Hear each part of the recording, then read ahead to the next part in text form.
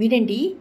లక్ష్మీదేవి ఎక్కడెక్కడ నివసిస్తుందో, ఆమెకి ఏ స్థానాలంటే అత్యంత ప్రీతికరమో ఈ కింది శ్లోకంలో చాలా చక్కగా వివరిస్తున్నారు కవులు.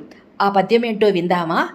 పద్యంలోని ప్రతి పాదాన్ని 2 సార్లు అనుకుందాం. సరేనా? వినండి.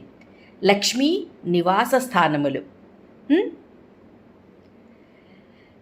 సత్యవంతులయందును సలక్షణమైన గృహములయందును, సత్యవంతులయందును సలక్షణమైన గృహములయందును, రాజులయందును వీరులయందును జయధ్వజములయందును, రాజులయందును వీరులయందును జయధ్వజములయందును, ఏనుగులయందును గుర్రములయందును గోవులయందును, ఏనుగులయందును గుర్రములయందును గోవులయందును, ఛత్రచామరములయందును తామర పువ్వులయందును, ఛత్రచామరములయందును తామర పువ్వులయందును, పంట భూములయందును పూదోటలయందును, పంట భూములయందును పూదోటలయందును,